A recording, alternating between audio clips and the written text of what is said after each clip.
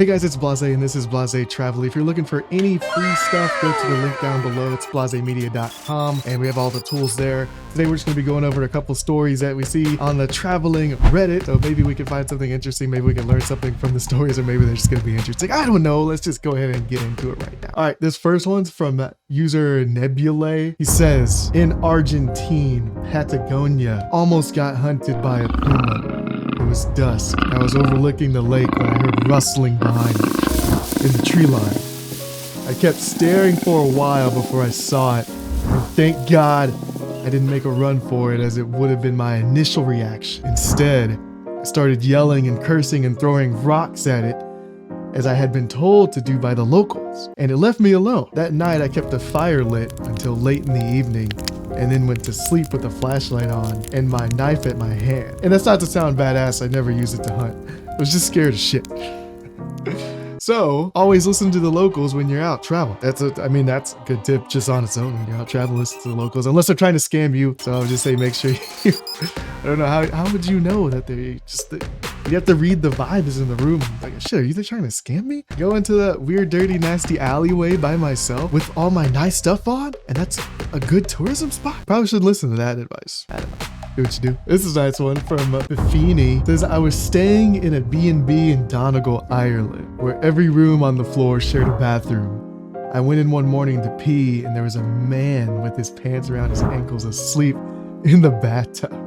The soap dish and towel rack were all torn off the wall, and it appeared he had fallen over while relieving himself and fallen in the tub. While struggling to get out with his pants down, he had torn things from the wall.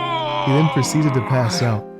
I woke the man, helped him from the tub, after which he proceeded to hug me and declare me his hero. And this is how I ended up embraced by a drunken Irishman with his pants around his ankles. All right, we're gonna step into another one, to Ireland, and now we're about to jump over to Asia. The user is K Flavored. He says, traveling in Asia at the time, I got a tuk-tuk to go to the center of a village with a young driver. We started driving and he turned around while telling me he wouldn't take me to the center of the village because he knew a better spot in the jungle, a place he and his friends love.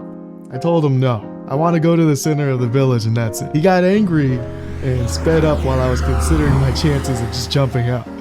But then he also grabbed my arm in a tight grip, so I knew for sure no good would come from the situation. Luckily for me, I had an umbrella with me, and my free hand, I started slamming him with it as hard as I could till he stopped the vehicle and offered me to take me to the center of the village.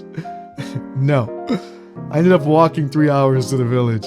I had planned one more day there and was constantly confronted by people that I was the girl who attacked the tuk-tuk driver, offering me rides. Pretty sure they were his friends, so I strictly stayed in busy areas till I was able to take a train out. F that situation. Yeah, so if you're a girl, yeah, make sure girls always have to be careful in solo traveling, so. She handled her business on that story though. Dang, you always gotta be careful with that. We have a Slayer of Vampire story. That's the username. It said, for me, it was when I was driving from Georgia to California to visit a friend. I didn't want to fly because I wanted to sightsee on the way. When I got to San Diego, the hotel I booked on Expedia screamed run from the get-go. But I was exhausted and wanted to rest.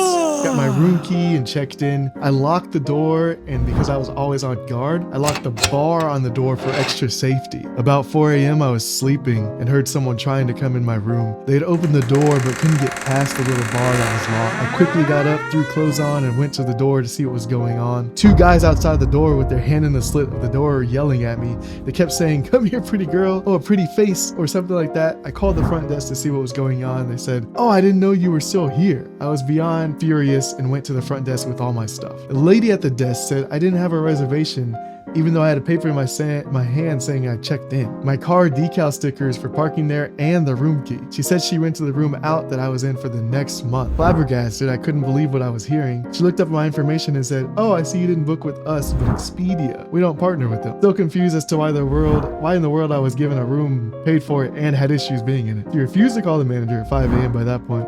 So I waited until they got in at 9 a.m., demanded a refund, got it, checked out. No matter how terrified the ordeal seemed, I think it would have ended differently had I not locked the bar on the door. The next comment says, door wedges are your friend. I use them when I travel for business on door wedge and they'll have a hell of a time coming in. Use that door wedge. You better make sure you have that door wedge. Anyways, guys, that was it for the story time. Yeah, if you need any travel tools, we got you covered over at blahzayemedia.com. If you like the stories, you like this format, hit the like and subscribe button. I'll see you in the next one. Peace.